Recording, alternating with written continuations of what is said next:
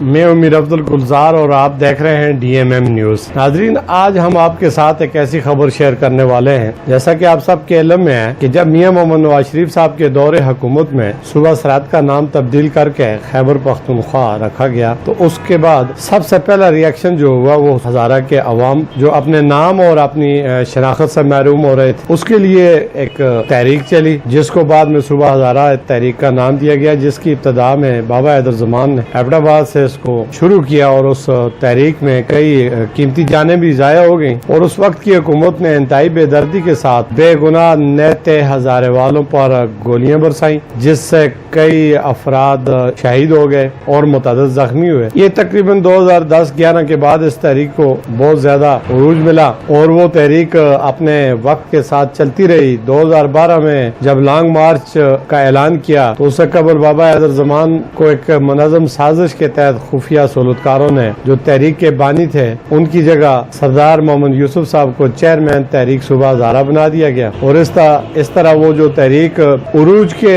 آخری مراحل میں تھی اس میں کافی حد تک سازشی اور سہولتکار کامیاب ہوئے۔ ہزارہ ڈویژن جس میں ہزارہ کے تقریباً 8 اضلاع کا یہ جو ڈویژن ہے اس وقت 5 تھا، اب اس میں تورغر بھی شامل ہے، کوہستان ہے، بٹگرام ہے، مانسہرہ ہے، ایبٹ آباد، ہری پور۔ ان اضلاع کے عوام نے یہ سب کے سب سڑکوں پر آ گئے اور صوبہ ہزارہ بنانے کا ہر آنے والی حکومت نے وعدہ کیا اور یقین دہانی کرائی، اس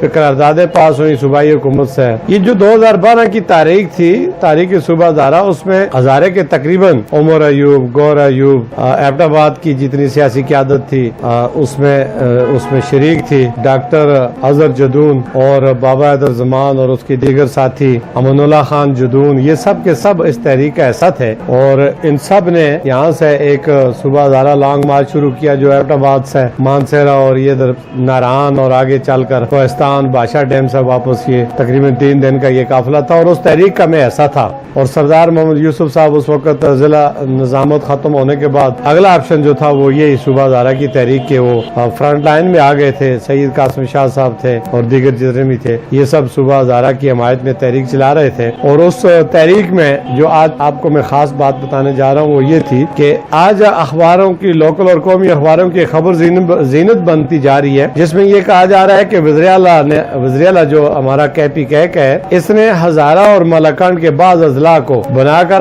اس میں اباسین ڈویژن کے قیام کا جو اعلان کیا ہے۔ اس طرح ہزارہ تو صوبہ ہزارہ جو ہے وہ تقسیم ہونے کا خدشہ ہے اور اس کی سخت مخالفت کرتے ہوئے تحریک صوبہ ہزارہ کا ایک ہنگامی اجلاس جس میں کوہستان اور بٹگرام اور دیگر اضلاع کے لوگ بھی شامل ہوں گے، یہ عوام میدان میں آ رہے ہیں اور انہوں نے اس کو نہ تسلیم کرنے کا باضابطہ اعلان کیا ہے اور چیئرمین صوبہ ہزارہ سردار محمد یوسف نے اسلام آباد میں اس اجلاس کو 7 میرا حال ہے طلب کیا ہے۔ اس سے قبل میں آپ کو ایک ویڈیو کلپ دکھانا چاہتا ہوں جو 2012 جب مئی کا مہینہ تھا اور 2012 میں یہ جو ایک قافلہ اور تحریک جا رہی تھی، جلوس، اور یہاں سے جگہ جگہ لوگ سڑکوں پہ استقبال کر رہے تھے، بالا کوٹ، کوائی اور آگے جب مانڈری یہ قافلہ پہنچا تو وہاں پہ جو مقررین نے اپنے خیالات کا اظہار کیا، زرگول خان تورغر سے نمائندگی کر رہے تھے تو انہوں نے وہاں پہ انہوں نے اپنے خطاب میں کہا تھا کہ اباسین ڈویژن کو ہم نہیں مانتے۔ تو یہ ذرا ویڈیو کلپ سنیں اور اس کے بعد اس پہ ہم بات کرتے ہیں۔ ہم صوبہ ہزارے کو مانتے ہیں اور اباسین ڈویژن کو نہیں مانتے۔ ہمیشہ ہم ہزارے بار ووٹ دے گئے پاکستان مسلم لیگ نون کو، جس کو 2 دفعہ اقتدار سے میاں نواز شریف کو قومی اسمبلی کا ممبر منتخب کیا اور وہ وزیر اعظم بنے۔ ہمیں تو گلا اور افسوس اس سے ہے کہ ہم نے اس کا ساتھ دیا،